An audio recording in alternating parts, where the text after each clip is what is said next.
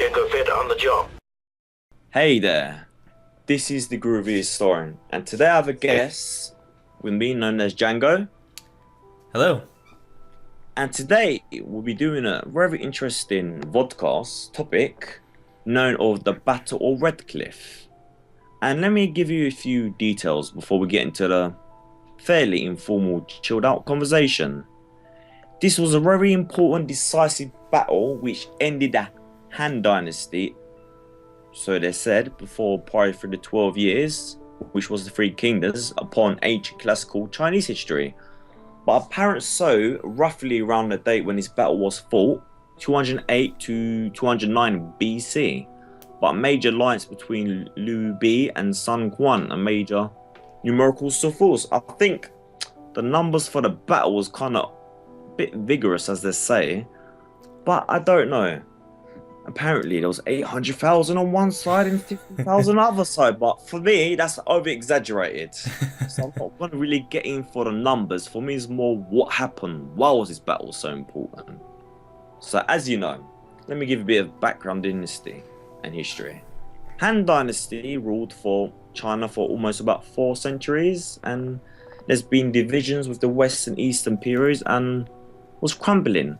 But there was a major political figurehead around 189 BC, Emperor Ingzong. But there was pretty much no control over these warlords, and pretty much retrospective, and one of the most powerful warlords is Cao Cao, I think. But upon the year of 207, when China was unified in northern China, and upon from there. And what's your first point then, Django? That's a little background. The man who actually ruled in the north, Cao Cao, he carved his way a bloody path into the north and conquered and killed a bunch of other warlords and made his name known. And eventually met with the emperor, and he actually appointed him chancellor of the Northern Kingdom. And in doing so, he really had the power. The emperor can say what he wants, but he doesn't really have that power. But basically, he abused that power with the emperor and basically used him as a figurehead. And he actually just got away with whatever he wanted. So at that point, after conquering the north, having secured The provision and the cities. yes, Yeah. and having good heart with the emperor, he basically persuaded the emperor to help him finance and go down into the south to unite the all of China pretty much and defeat the warlords there. Kind of reminds me of some modern dictators in a way. This is a puppet head kind of following the leader or the other leader, so it's kind of shades in historical figures. But it's an interesting character, this Cao Cao, I guess. Yeah. Very strong military prowess, I think. Very ambitious man. Very ambitious. Very well organised, I heard. Cavalry on point. Naval strategy very well. Well, naval, not so much. Really.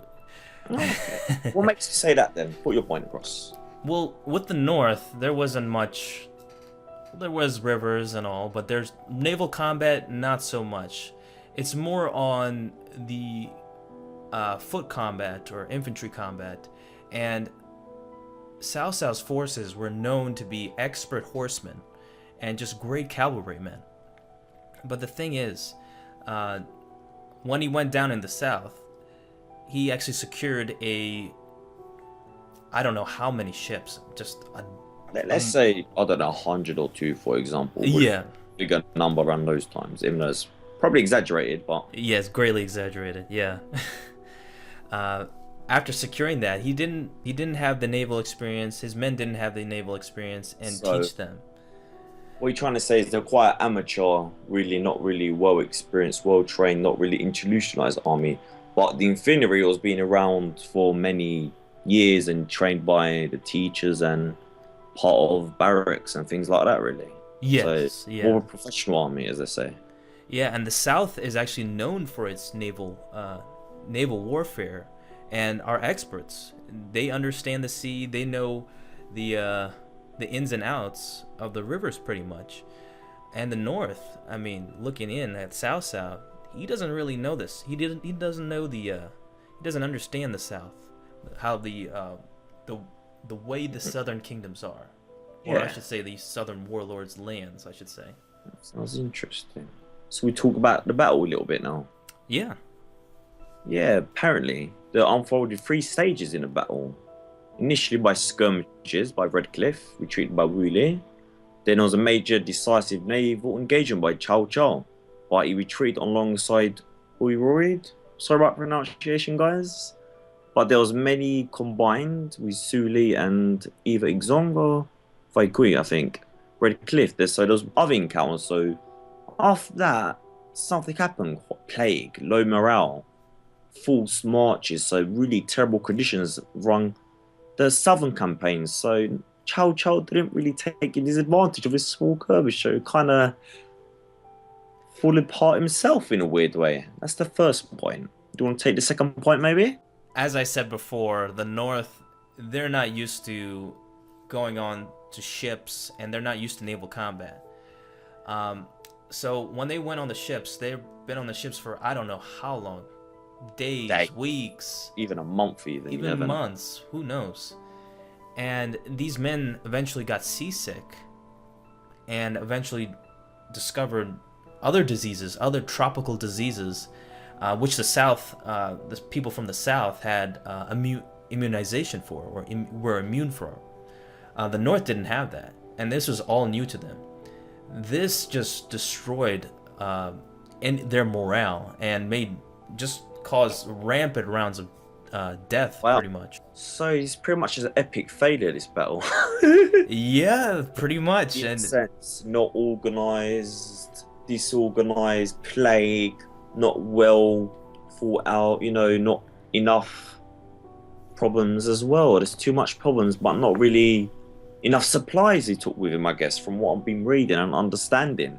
And it's kind of bad luck in a way if you actually think of it. yeah, and It's not really on the side. and it's utterly brilliant by the South, by Liu Bei, or I should say, the Southern strategists Zhuge Liang and Zhou Yu.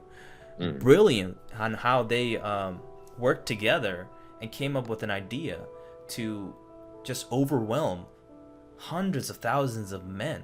It's just amazing to me.